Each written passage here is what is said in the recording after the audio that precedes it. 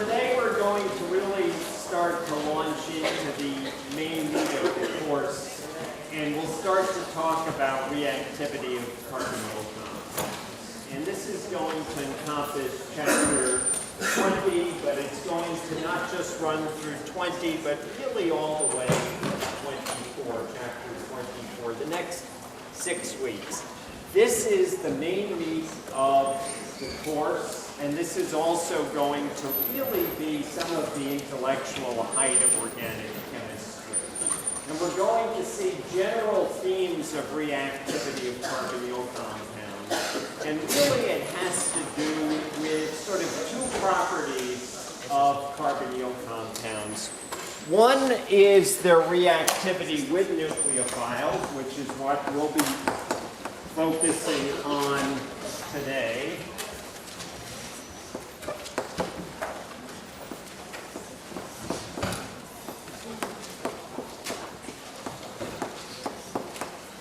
And the other property that we're going to be learning about, particularly as we move through the course into, I think, chapters 22, 23, and 24, is that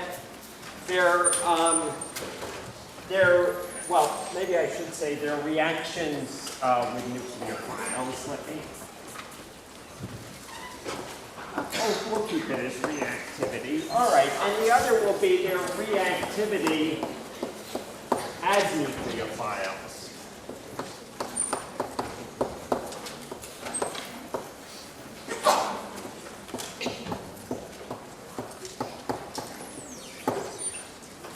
What do I mean by that? Well, the first one is a little bit easier to see, and is where we're going to be starting today and indeed in the next few lectures.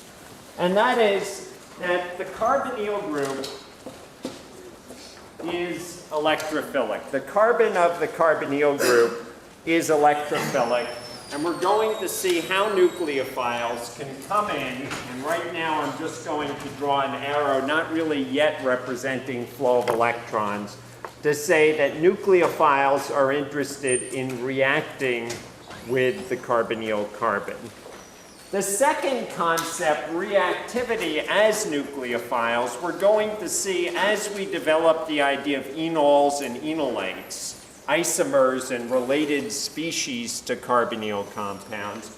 And at that point, when we start to invoke that reactivity, what we're going to learn is that the alpha carbon means the 1 over, can react as a nucleophile. And again, that's not meant to represent the flow of electrons yet, just showing the position, and maybe I'll go ahead and emphasize that by saying alpha carbon.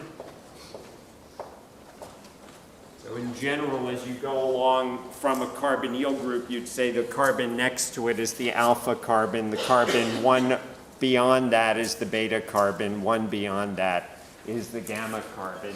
And here we'll refer to this as the carbonyl carbon.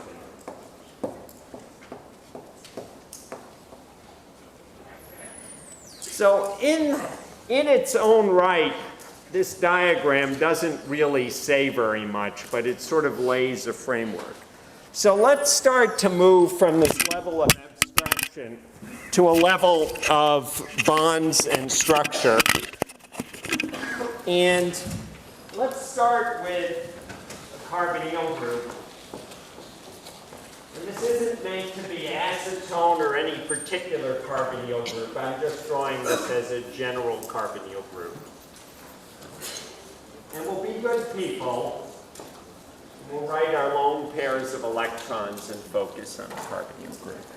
So oxygen is more electronegative than carbon. Oxygen has a greater nuclear charge. It pulls the electrons toward it. In other words, the carbon-oxygen double bond, the bonds that comprise a sigma bond and a pi bond, are, while shared electrons, while a covalent bond between carbon and oxygen, they're not sharing equally. Those electrons spend a little more time at the more electronegative oxygen, the atom with the greater nuclear charge. And so I can represent that in terms of a particle partial negative charge and a partial positive charge. In other words, since the electrons, while spending time between oxygen and carbon, spend a little more time at oxygen, we shift our charge over to oxygen. There's a partial negative charge. Our carbon is a little bit deficient in charge. There's a partial positive charge. We can also represent this type of structure by resonance structures. And remember, resonance structures aren't one or the other, but both at the same time to varying degrees, or in some cases more than one, more than two. And so we can think of the carbonyl group as having a major resonance structure.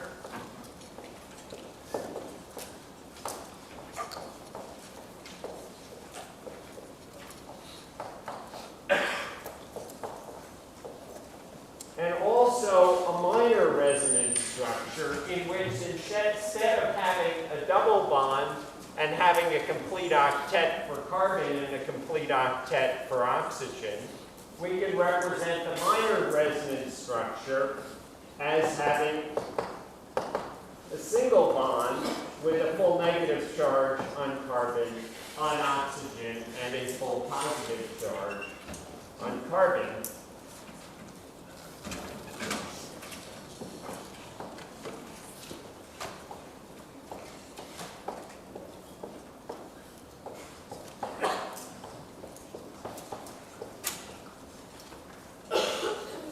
Bracket these structures to represent that it's the two of them together we're thinking about. We're not resonating or vibrating or oscillating between the two structures. We're mostly the one on the left and a little bit of the one on the right. This is also representing the type of electron density that you would see in the molecular orbitals for the carbonyl group. The other thing I'll point out is we're going to be focusing a lot on arrows in this course. We'll use them to think about and communicate ideas of electron flow, of equilibria, and of resonance. And there are different types of arrows that we use to communicate different ideas. The double arrow, like this, communicates resonance. It communicates that it's both structures. It's not an equilibrium arrow, which is two arrows pointing in opposite directions. And it's not a flow of electrons where we draw an arrow originating at electrons and flowing to something that wants them. In other words, originating at the nucleophile and flowing to the electrophile. And that actually brings us to our next element of reactivity, and that is the reaction with nucleophiles.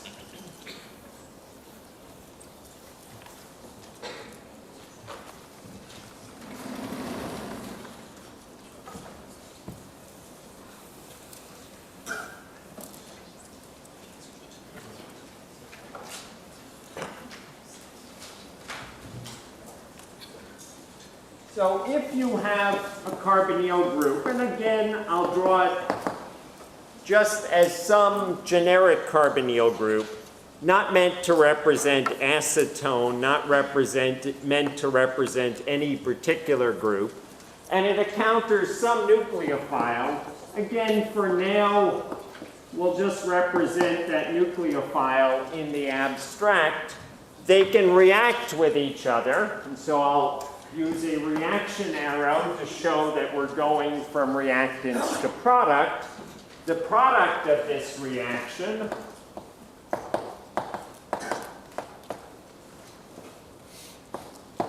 now can be represented like so, where our nucleophile has formed a bond to the carbon. And we can think about how that reaction occurs by thinking about the flow of electrons from the nucleophile, from the thing that has electrons, to the carbonyl carbon, to the carbon that wants electrons. In our mind's eye, we have in mind a picture where the carbonyl group is polarized, and so electrons want to attack its carbon. In the very back of our brain, we have a picture like this very minor resonance structure, guiding us and making us think from where the electrons want to flow. And of course, we can't stop at this point, because if we just left our electrons here, now we would have 10 electrons around the carbon. We would have more than an octet. That wouldn't be possible. And so electrons have to continue to flow. As electrons are flowing from the nucleophile to the electrophile, to the electrophilic carbon, in turn, electrons are flowing up onto oxygen. And so when all is said and done, we formed a bond between the nucleophile, now represented by this line, or these two electrons, and we moved 2 electrons onto oxygen, and in turn put our negative charge there. Now, as I said, at that point, I'm dealing with abstractions. The nucleophile here is not meant to be any particular nucleophile. But now let's come maybe to something more specific, and in turn this is not meant to be any particular carbonyl group, but let's take a look at acetone and a nucleophile that's sort of halfway between reality and an abstraction at this point. And so the nucleophile that I'll draw is hydride. And I think I'm going to put it in quotes. And the reason I'll put it in quotes is you essentially never have hydride as an entity. At the very end of our discussion here, I'll show you an example of an actual hydride with a hydride anion that actually doesn't react as H-, or at least doesn't react as a nucleophile. But for now, we'll worry about what our hydride source is in just a moment. For now, just think about the abstraction of hydride, and we'll have hydride reacting with acetone.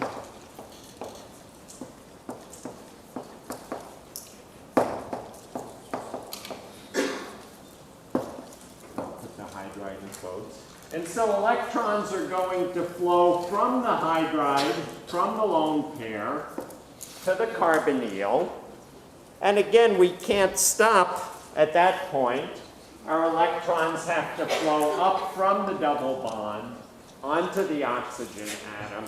And so when all is done,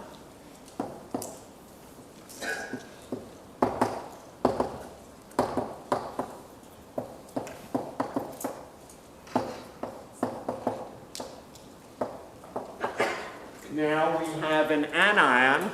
It's the anion that would have been derived from isopropanol, so we call it the isopropoxide anion.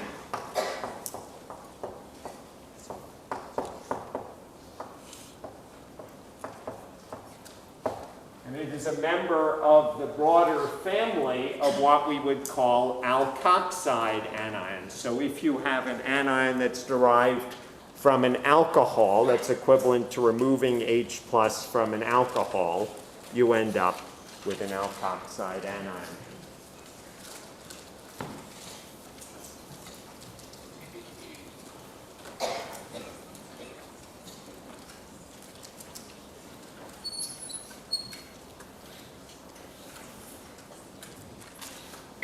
So a lot of organic chemistry question. Oh, yeah. So does the nucleophile attack when the carbonyl is at its minor resonance structure, or does the nucleophile cause the minor resonance structure? All right, I'm going to toss this question, which is a good one, out to somebody in the class. Does the nucleophile attack when it's the minor resonance structure, or does it attack Does its attack cause the minor resonance? Or does its attack cause the minor resonance structure? Who wants to take a stab at it? Does it attack when it's the minor resonance?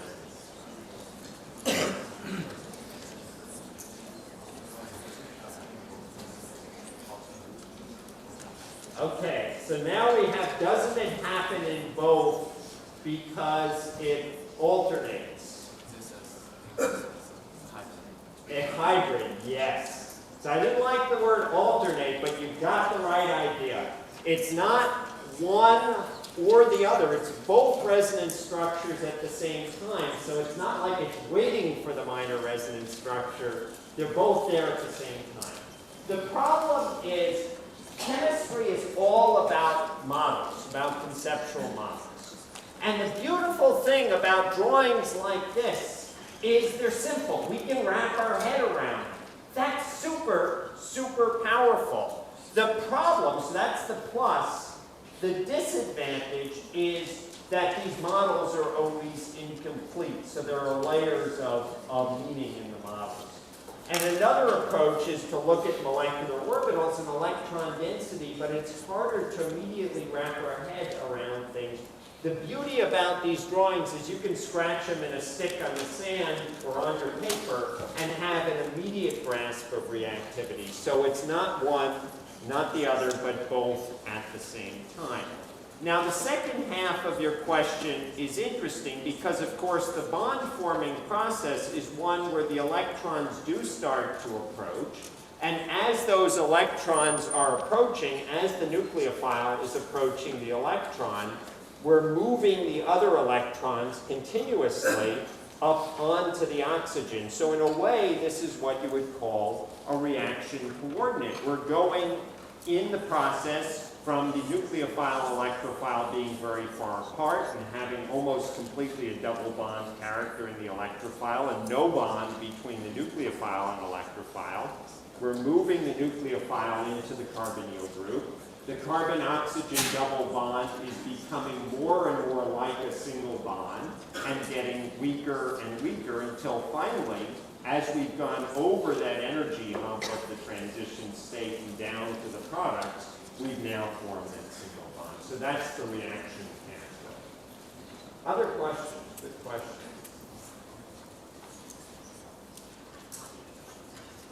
Should we be concerned with the stereochemistry? Ah, great question. Hang in there. The question was, should we be concerned with the stereochemistry? So let's start at the beginning. So the answer is yes, and let's get to that point. All right. So, organic chemists love to make stuff. We live and die by making new medicines, making new drugs, having reagents that cause chemical reactions, and inventing new reagents. And so this is a huge part of organic chemistry. It's fun because you have an idea in your mind's eye, and then you test it out. So two reagents that are used as a source of this, what I would say here is abstract or hypothetical hydride anion, is lithium aluminum hydride, two very popular and long-standing reagents. Lithium aluminum hydride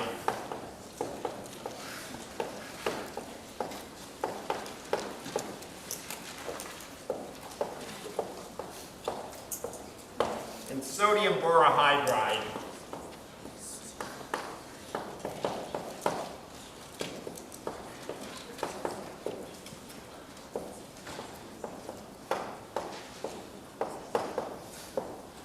And both of these reagents react as hydride with carbonyl compounds, particularly with aldehydes and ketones, which is what we're going to focus on today. The structure of lithium aluminum hydride is an aluminum hydride anion or tetrahydride anion and a lithium cation.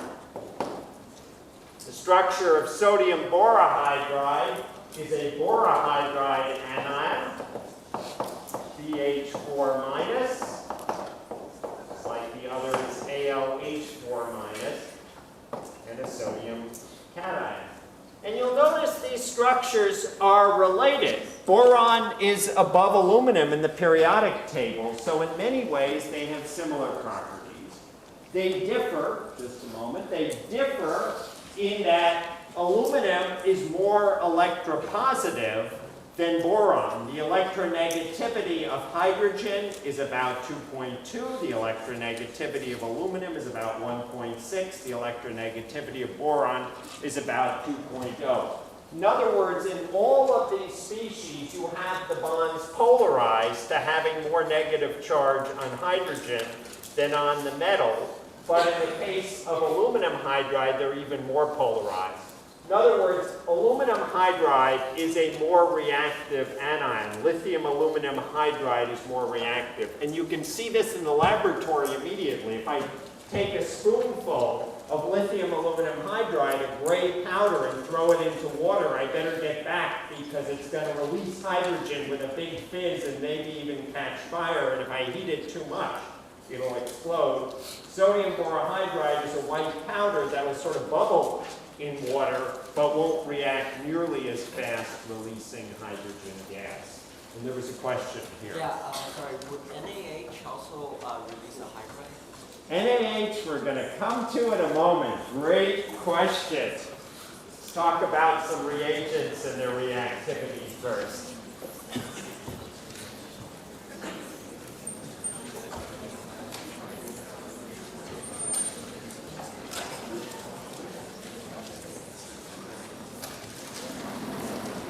So in a way, that falls into the category of the exception, and we're gonna see its reactivity in a moment.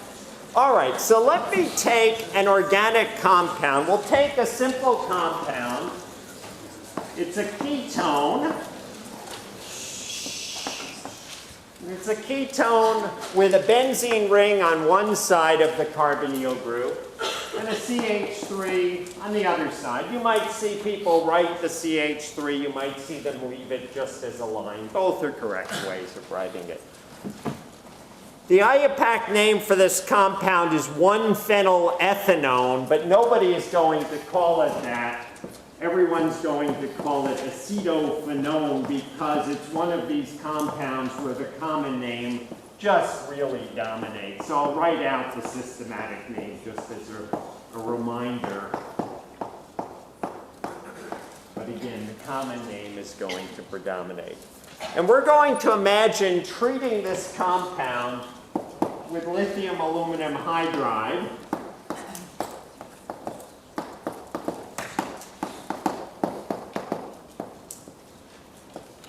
And now we're going to see how it reacts as hydride anion. As I said, aluminum is more electropositive than hydrogen. The bond between them is covalent, but it's a polar covalent bond. And it's one in which we can think of it almost as H-, or another way is we can think of the electrons as flowing from the bond between aluminum and hydrogen onto the carbonyl carbon, toward the carbonyl carbon. And remember, I use an arrow from the electrons to the thing that wants electrons. I put two little arrowheads on here as representing that we have two electrons. And for now, at least, I will be good at drawing my lone pairs of electrons and reminding us that we have two lone pairs, and we have one more pair of electrons flow up there. And so when all is said and done,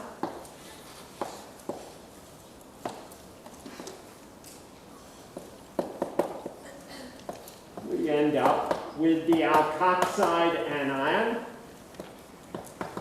And for now, at least, I will be good at drawing in my hydrogen. And in addition to this, we have a lithium cation. And in addition to this, we have AlH3. And that's where I'm going to stop it at this point, is at the alkoxide anion.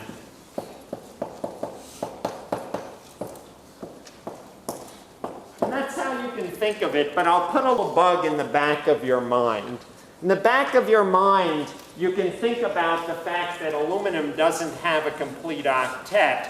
And in reality, this lone pair can now attack, one of the lone pairs, can now attack the aluminum and fulfill its octet. So technically, you'll end up with an aluminum alkoxide salt.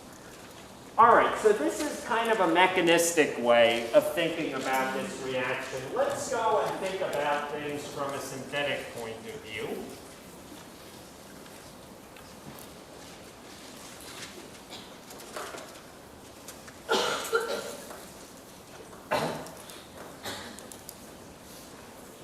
So we're organic chemists will often write equations as little recipes.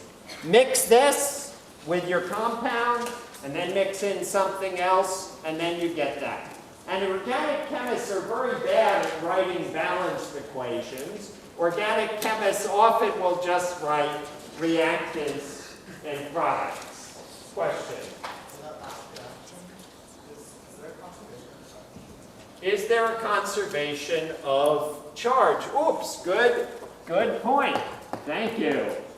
So yes, so our lithium aluminum hydride, we have a lithium cation, an aluminum hydride anion, that's our reagent. The aluminum hydride transfers its hydride. At the end, you have your lithium cation, your alkoxide anion, and AlH3, which, as I said, will typically bond to oxygen. Also, typically, that undergoes further reaction with additional ketones. So often when you're doing the reaction in the laboratory, you don't mix 1 mole of ketone and 1 mole of lithium aluminum hydride, but you might use 2 moles of ketone or even 3 moles of ketone and 1 mole of lithium aluminum hydride. So let me write a reaction as a synthetic organic chemist would. So now I'll be a little bit sloppier in the sense that I'm not going to write in my lone pairs of electrons. We're thinking more like a synthetic organic chemist. Not even going to write in my methyl group. It's implicit over here. And so step 1 is treatment with lithium aluminum hydride. I'll write it as LiAlH4, but sometimes you'll see it abbreviated as LAH, lithium aluminum hydride. And then I'll write in a second step in this recipe. And I'll write in the step H3O plus, or your textbook writes H2O, and I'll tell you about that in just a second.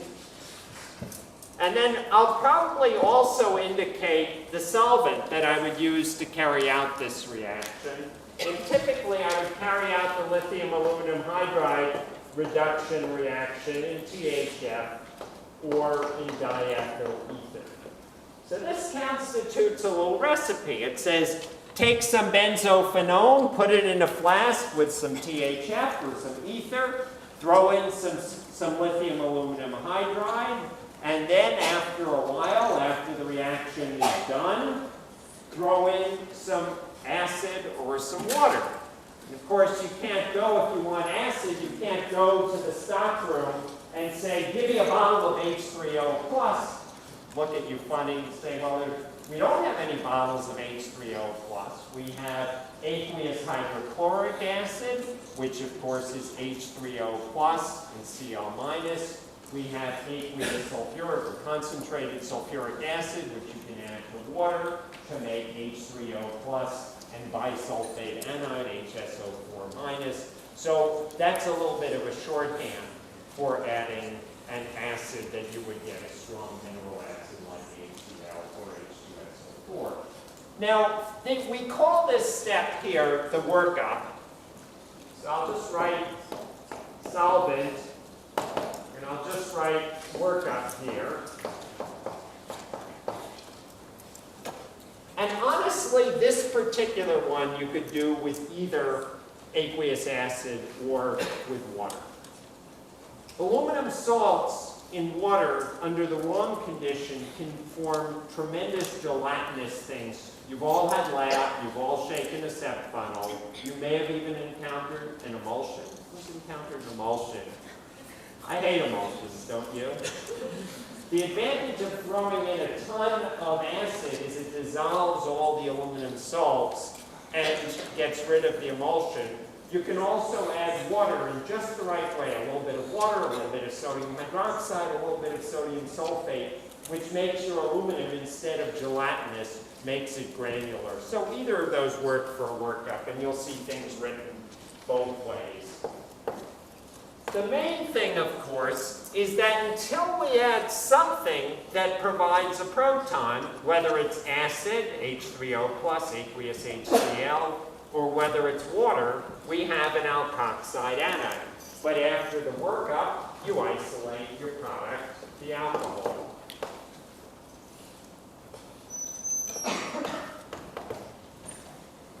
And as I said, organic chemists are typically very bad about balancing equations. So typically this becomes a little recipe.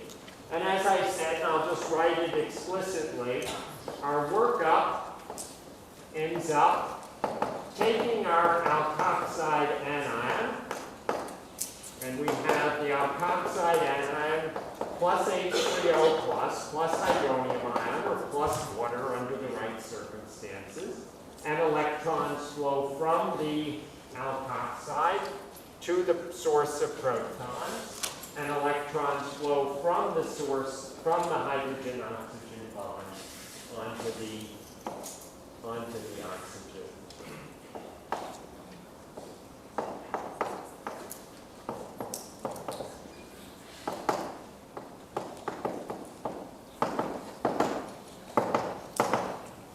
As I said, we call this step the workup.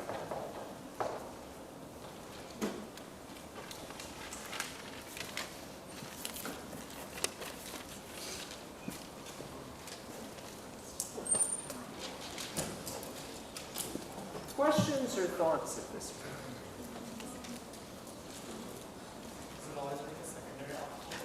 Does it always make a secondary alcohol? Good question. If we had an aldehyde, we would get a primary alcohol. Of course, you couldn't make a tertiary alcohol with hydride nucleophile because by definition, hydride is going to add in a hydride. Next class, we'll learn about Grignard reagents and organolithium reagents that instead of adding quote-unquote H minus, can add an alkyl group like quote-unquote methyl minus. And you'll see how to make, for example, tertiary alcohols. All right, there's a concept that really is useful in permeating your thinking, and that concept is oxidation state. And I introduced it last time when I was talking about the carboxylic acid family. And I said in the carboxylic acid family, the oxidation state of an alcohol is, or the oxidation state of the carbon is +3. In a ketone family, the oxidation state is +2.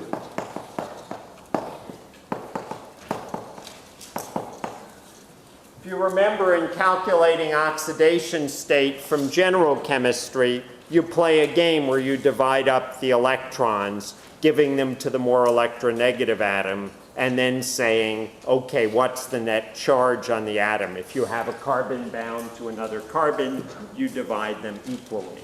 So in a ketone, the oxidation state is +2. I'll write ketone here.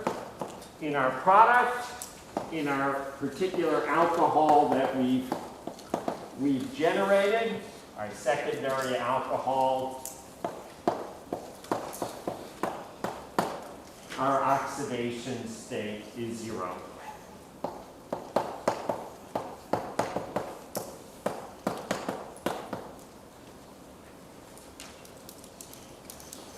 So if you notice, by going from an oxidation state of +2 to an oxidation state of 0, we have undergone a reduction reaction.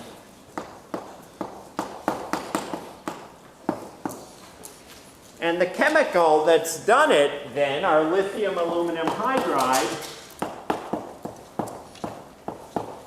is a reducing agent. It's the chemical or the reagent that carries out the reduction reaction. And there are many different reducing agents. I drew another one. I drew sodium borohydride, and let's talk about that, and I'll give you an example.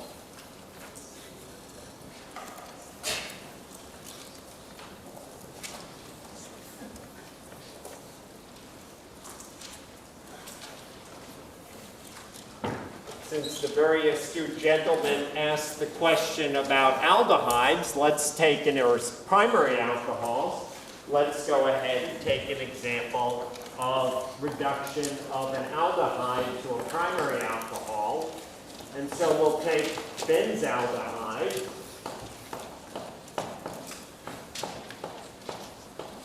Benzaldehyde is a very nice smelling compound that kind of smells of cherries. It's sort of the flavor of cherry Coke or artificial cherry flavor. If you take, for example, sodium borohydride, the reaction would work with lithium aluminum hydride, but I'd like to introduce you to other common reducing agents. And in this case, you can actually run the reaction in a solvent like methanol or ethanol. As I said, sodium borohydride reacts only slowly with water. If I tried to run a lithium aluminum hydride reaction in methanol, just like water, it's a source of hydroxylic protons. If I tried to run a lithium aluminum hydride reaction in methanol, I'd be rewarded by the whole thing, at best spattering me in the face, and at worst catching fire.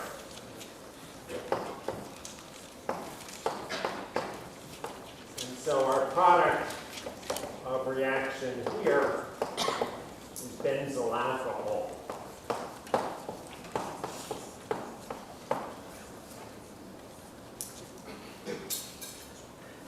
And we can think of this reaction occurring very much like the other reaction has occurred.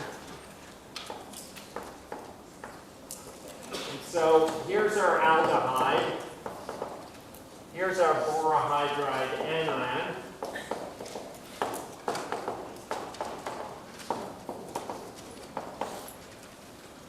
And the boron-hydrogen bond is polarized.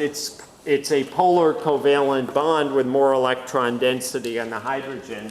And so borohydride anion can transfer hydride, adding it as a nucleophile to the carbonyl group. And again, we pick up our electrons onto oxygen. And so now we get our alkoxide anion.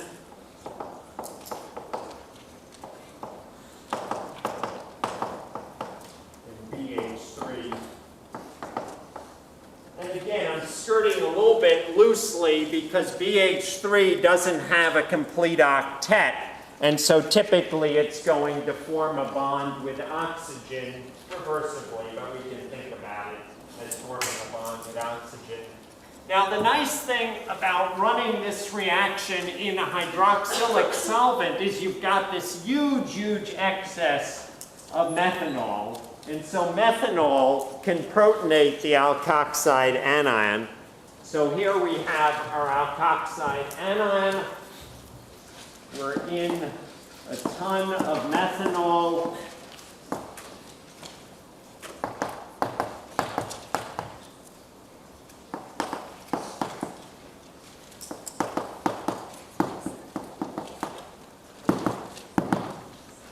So electrons can flow from the oxygen of the alkoxide anion to the proton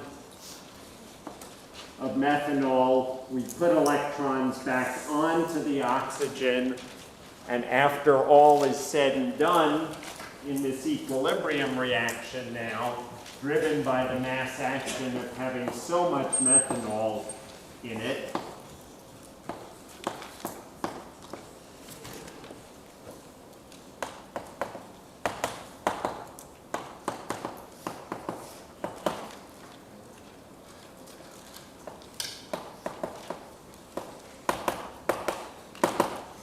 now we have our alcohol and methoxide anion. Sorry, would methoxide be more happy without the H or with the H? Great question. Would the methoxide be more happy without the H or with the H?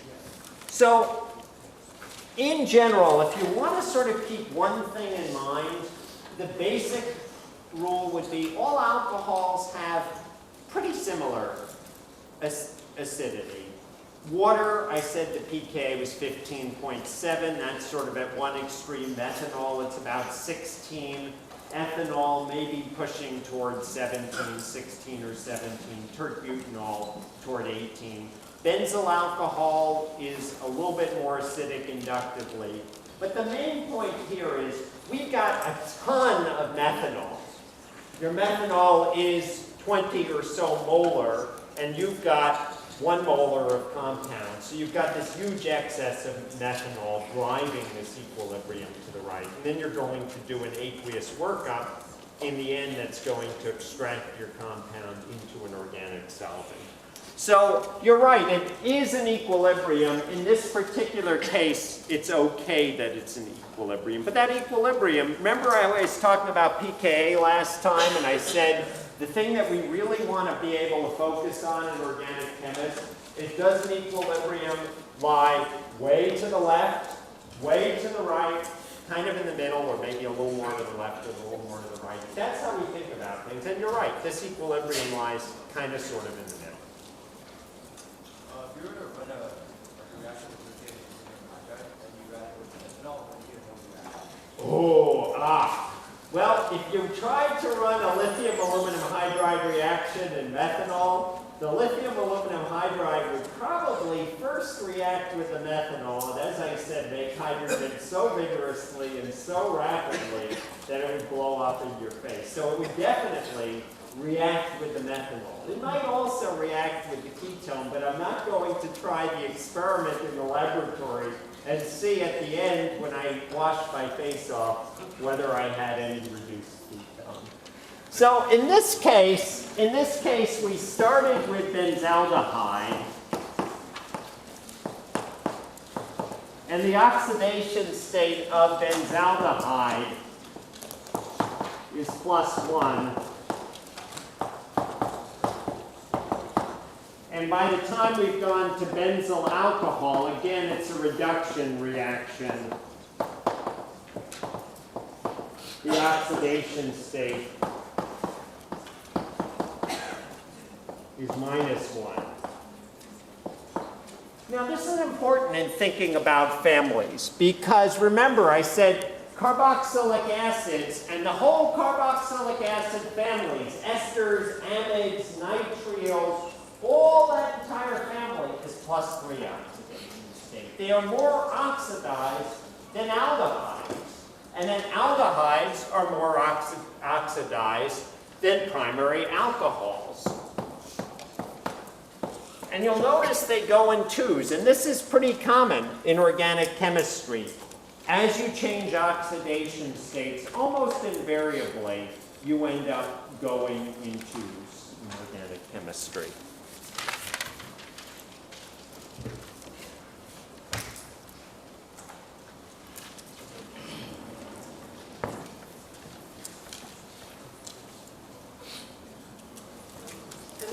It's important to sort of keep this in the back of your mind is it helps you focus your thinking. When you change from a carboxylic acid to an ester through a chemical reaction, there's no change in oxidation state. You wouldn't think about using an oxidizing agent or reducing reagent to affect that change. You're staying in the same oxidation state. But when you're changing from a ketone or an ester or an aldehyde to an alcohol, then you're changing oxidation state and you think about using a reducing agent. If you're changing from an alcohol to a ketone or an aldehyde or an acid, you would think about using an oxidizing agent. There are a ton of hydride reducing agents.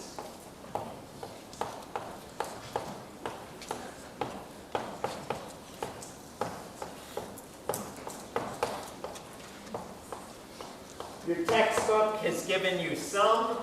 I'll show you a few others. The general principle, the overarching principle of hydride reducing agents is that you have a metal hydrogen bond, metal broadly defined, usually as a polar covalent bond where you have M with a partial positive charge and hydride with a partial negative charge. By broadly defined, I mean that boron is kind of a metal or a metalloid, aluminum is a metal, And there are many, many others. So the general principle, as I said, with lithium aluminum hydride, technically, after that first mole of hydride has transferred, technically what happens is the AlH3 reacts with the alkoxide, and now this intermediate can transfer again hydride anion to another carbonyl group, which is why you may only use 1 mole of lithium aluminum hydride for several moles, for 2 moles or 3 moles, up to 4 moles, although typically you wouldn't use it, of your electrophile, of your carbonyl compound. Your textbook gives an extreme example of this, where you preformed a reagent with 3 tert-butoxy groups on aluminum. And this is a less reactive hydride source. There are 2 reasons for this. One reason why once you start to put alkoxide on the aluminum, it's less reactive, is that the oxygen is electronegative and it's pulling electron density away, so there's less of a partial minus charge on hydride. The bond is less polarized.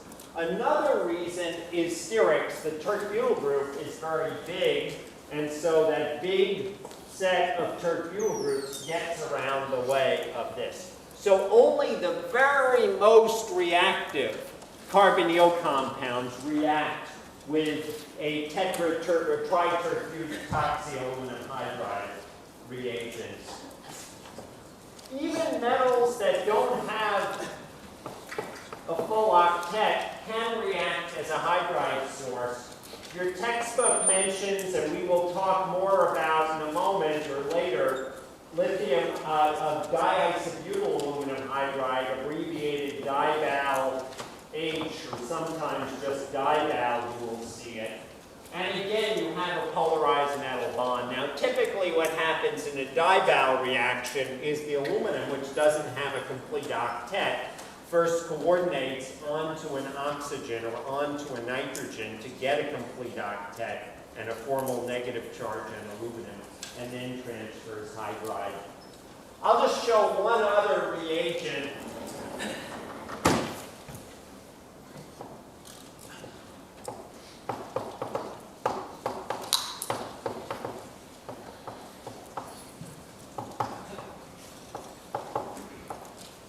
Sodium cyanoborohydride.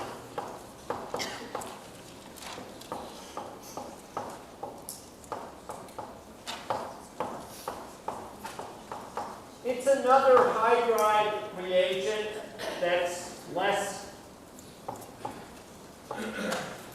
reactive. Cyano groups are electron withdrawing, and so sodium cyanoborohydride is less reactive than sodium borohydride.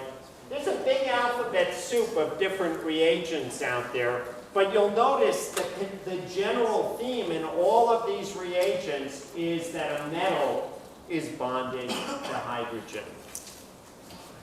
So the very astute question was asked about sodium hydride.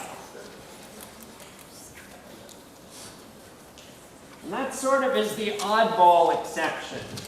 Sodium hydride, NaH,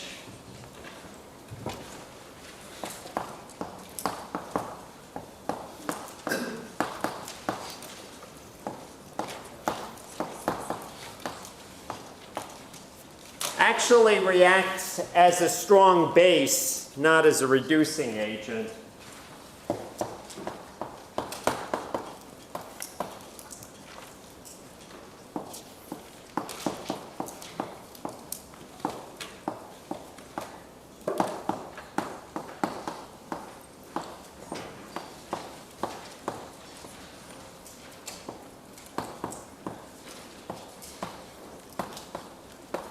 And there are a couple of reasons for this. All of the reagents I showed over there, and the sodium borohydride and the lithium aluminum hydride, have covalent bonds between metals and hydride. Sodium is even more electropositive than aluminum. Its electronegativity is about 0.9. And so the sodium hydride is actually an ionic compound. And it's pretty darn insoluble in organic solvents. As a result, you never really have a chance to have soluble hydride, and it doesn't get into and react as a nucleophile. Plus, because the bond is very ionic, and because hydrogen is relatively electropositive compared to, say, chloride anion, sodium hydride is a very strong base. And so in general, if you take sodium hydride with almost any source of protons, water or say methanol, it reacts. And so if I throw sodium hydride into say methanol, it reacts to form sodium methoxide and hydrogen gas. Remember I was talking about acidities before and saying, well, you don't typically calculate things, but you'll keep in mind where an equilibrium lies based on the difference in pKa's. Hydrogen has a pKa, so this is an acid-base reaction. Hydride anion reacts with methanol to give methoxide anion. I've just shown it as NaOCH3, but of course that's Na plus OCH3 minus, an ionic compound, plus hydrogen gas. So this is an acid-base reaction. The methanol is an acid, pKa about 16 or 17. The hydrogen is an acid on this side of the equation. Its pKa is about 35. It's a very weak acid, whereas methanol is just a weak acid. So that reaction, I won't even write it as an equilibrium. That reaction lies way, way, way to the right. pK of 35, pK of 16, difference of 19. If I were to write an equilibrium constant, it would be 10 to the 19th, just massively on the right. So that reaction ends up reacting as a base.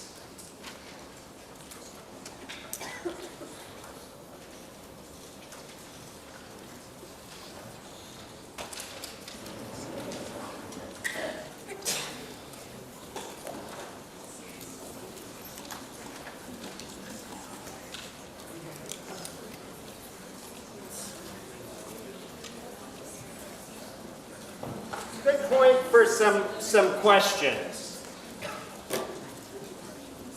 Would sodium hydride react violently in water? Does sodium hydride react violently in water? Absolutely. If you get water on it, you see a beautiful, bright orange flame. And the big danger, if you were to take a scoop of it and throw it in water, you'd get a big flash of fire. But the big danger in the laboratory is when you're weighing it out, you spill a teeny little bit, and later on you're cleaning up and splattering acetone and splattering water around, and at that moment, when the water hits it and acetone is splattered around, all the acetone and all the solvent goes up in fire. So when I work with sodium hydride, what I'll generally do is get a wad of wet paper towels and wipe down my work area, and I might see a little flash of orange. And that flash of orange under the big wet wad of paper towels doesn't do any harm, and it prevents me from having a fire where I'm lighting lots of acetone on fire. Do those risks recognize oxidation state numbers? How do you find oxidation state numbers? Okay, great question.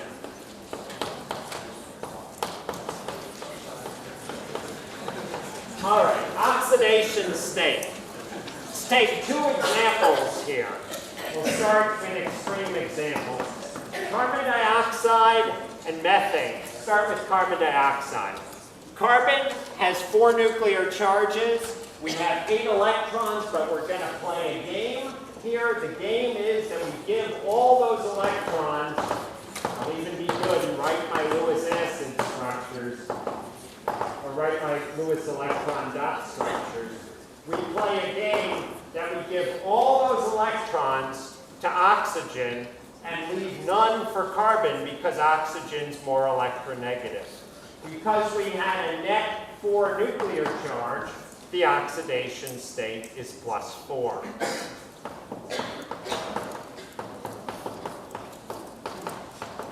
Methane,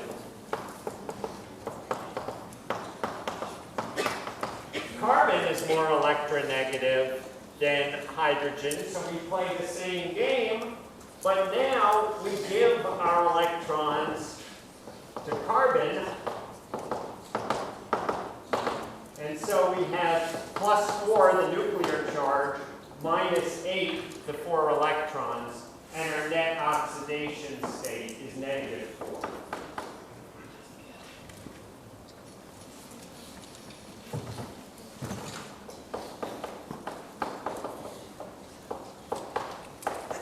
Now, finally, the last case. Sorry, Professor? Yeah. Sorry, wouldn't the oxygen also have a negative charge? Yes, the oxygen, I wasn't counting on the oxygen. The oxidation state of oxygen is -2 here because you have 6 nuclear charge -8 electrons, and the oxidation state of hydrogen here is +1. I'm only counting for carbon.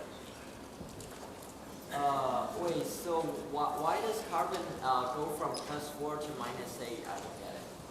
Why does, no, but you take the nuclear charge Right. minus the number of electrons.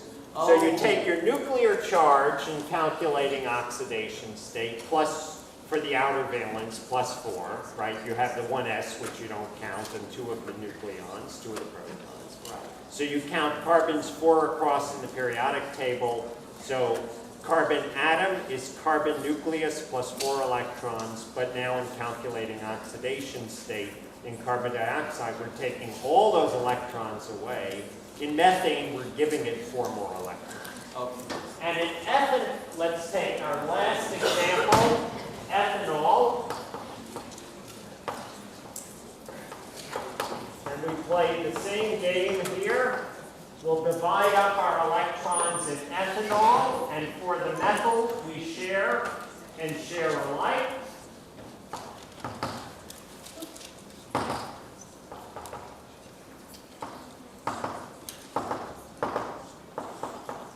And so for ethanol, our carbon is, this is our primary alcohol. Our carbon brings 4 nuclear charges. We take away 5 electrons, and we're at -1 oxidation state.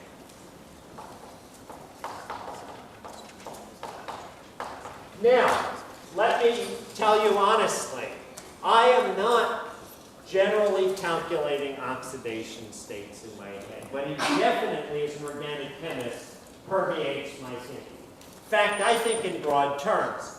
I think acid oxidation state, aldehyde oxidation state, primary alcohol oxidation state. Then I realized, well, ketones are shifted by 1, secondary alcohols are shifted by 1, but they go in pairs. So when I'm thinking about stuff, it's definitely not this calculation. This is just the underpinnings of my thinking.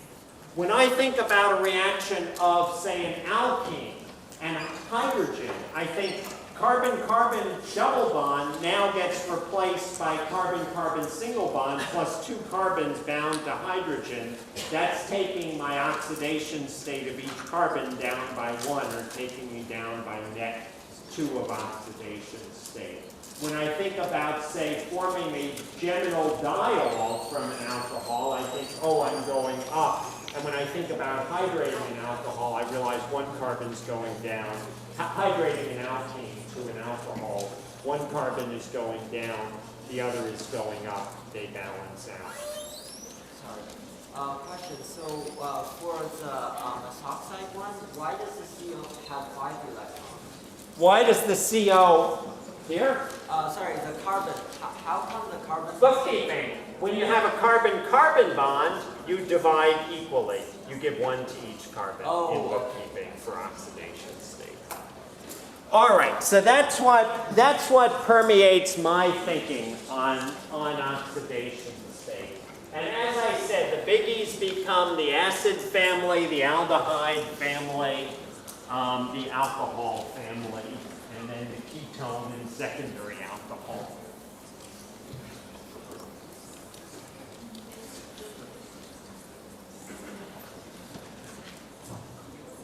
All right. So I want to talk a little bit about reactivity toward nucleophiles, toward hydride and other nucleophiles.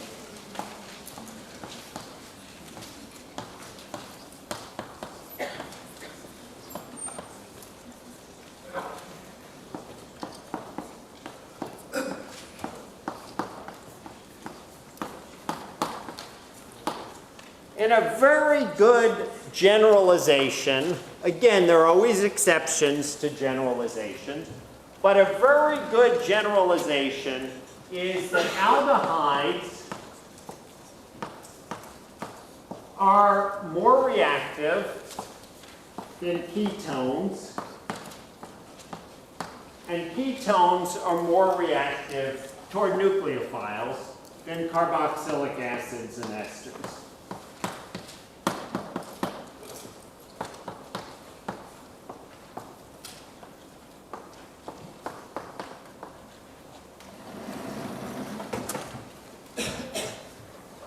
One way to think about this, so this means, for example, if I were to mix a mole of sodium borohydride with a mole of an aldehyde, a mole of a ketone, and a mole of an ester, I would expect the aldehyde to react first. In other words, if I monitored the reaction by thin layer chromatography, the first species I would expect to disappear would be the aldehyde.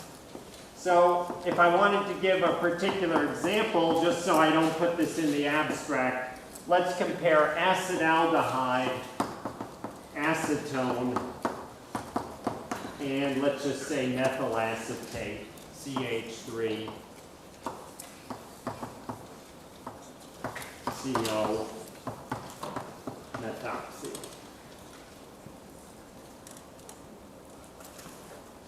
So why can we think of this way? Well, think about our resonance structures.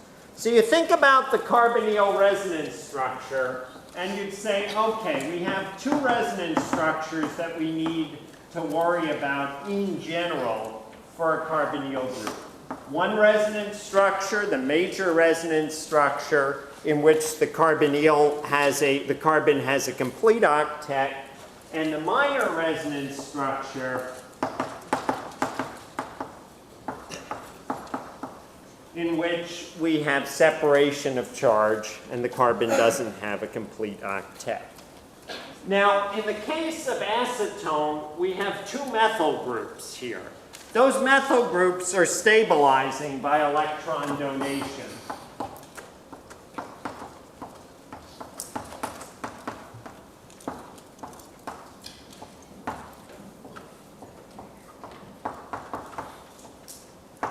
When you learned about carbocations, you learned about hyperconjugation. You learned that a tert-butyl carbocation is more stable than an isopropyl carbocation, which is more stable than an ethyl carbocation. In other words, a tertiary carbocation, which has three alkyl groups donating electrons by hyperconjugation, feels less pain from that positive charge than a secondary carbocation, than primary carbocation. And it's the same principle over here. When you have alkyl groups on both sides of the carbonyl, that carbonyl is less electrophilic. It is more stabilized by electron donation. When you have an aldehyde, like acetaldehyde, it's more reactive because you have only one alkyl group stabilizing. And if you have the one aldehyde with no alkyl groups, formaldehyde, it is extremely reactive because there is absolutely no stabilization of the partial positive charge. In the case of an ester, you get a little bit of extra stabilization here, because you can write a second resonance structure, and I'll just go ahead and complete my lone pairs here. You can write a second resonance structure like so that provides an extra special stabilization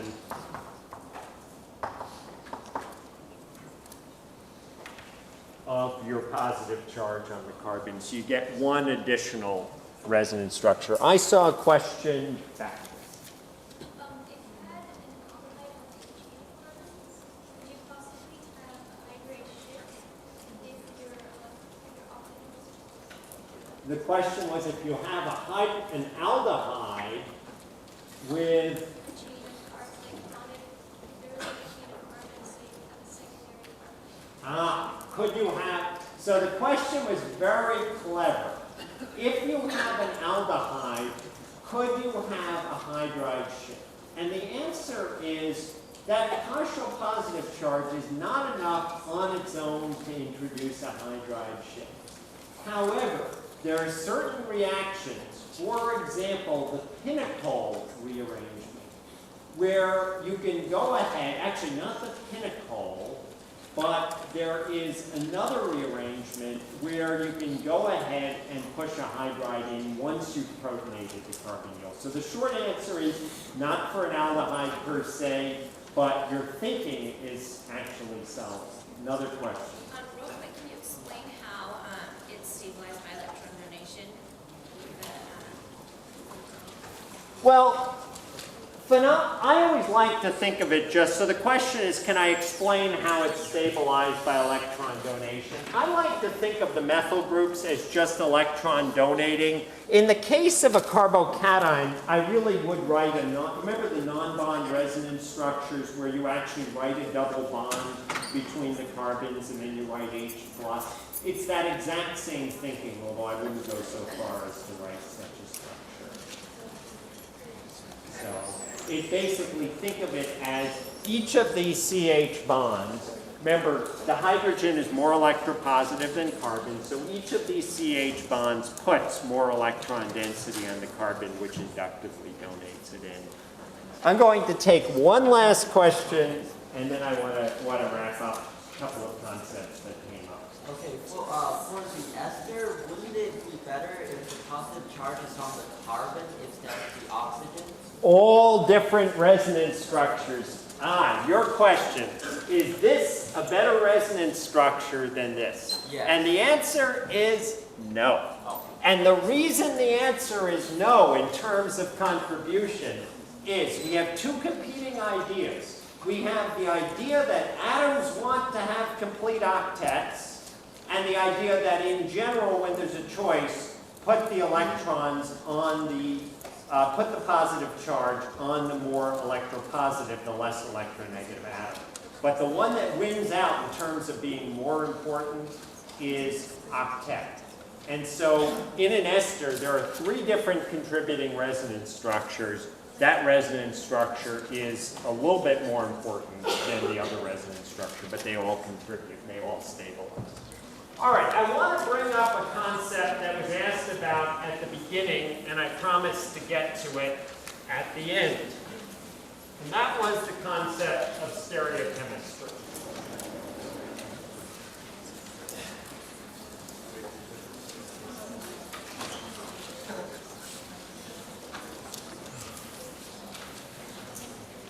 So when we carry out a reduction reaction, when we, for example, take our benzophenone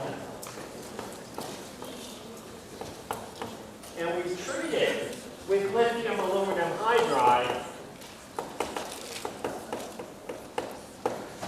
and then we do a workup with water or aqueous acid, as I said, it's okay to use either.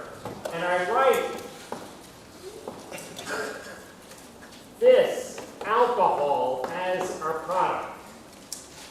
Even though I have written that molecule flat, there is a stereogenic center in it. The carbon is a stereogenic center.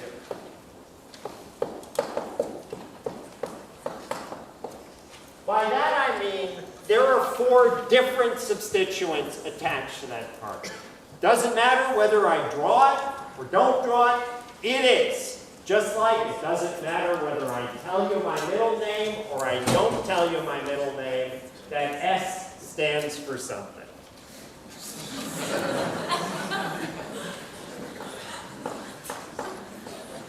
All right, so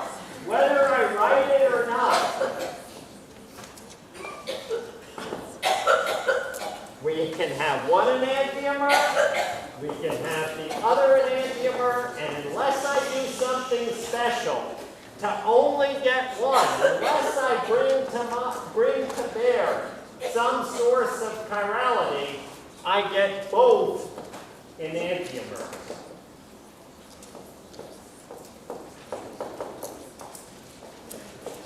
It takes chirality to make chirality. If I take an achiral reducing agent, like lithium aluminum hydride or sodium borohydride, and I take an achiral ketone, I will get both enantiomers in equal amounts as the racemate.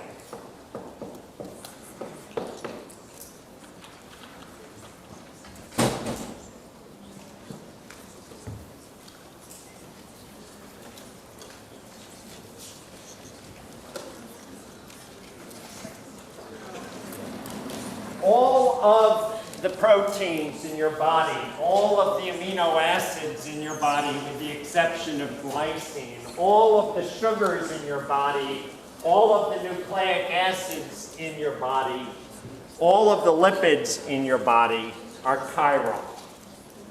And in general, chiral molecules of one-handedness interact in a different fashion than the other. In other words, if I go to shake your hand and I instead present my other hand, they don't fit as well together. And for that reason, there is a tremendous interest in synthesizing chiral molecules of just one chirality as drugs, and for many other purposes, because often the biological activity of one enantiomer is different than that of the other.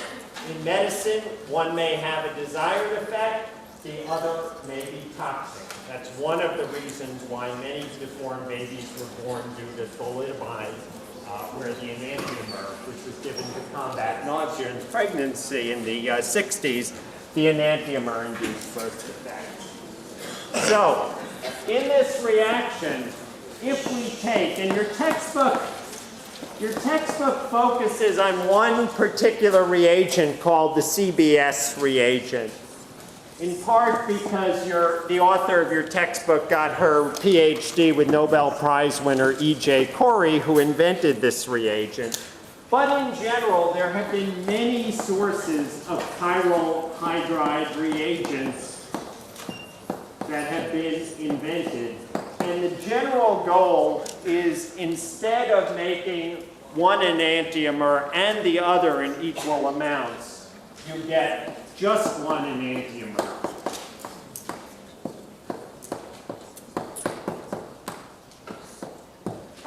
And your textbook develops the idea of which one you get. At this point in the thinking, it's not so important.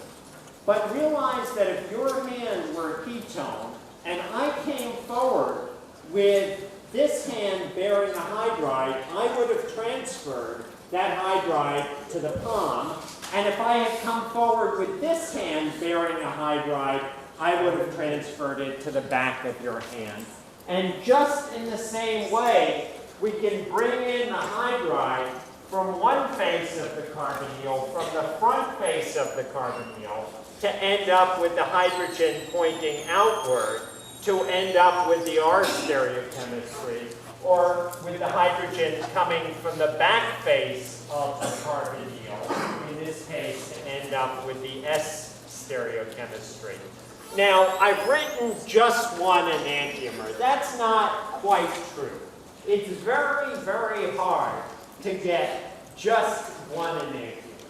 The molecules in your body, the enzymes, are so big and so good at engulfing substrate molecules that they're very good at generating just one enantiomer.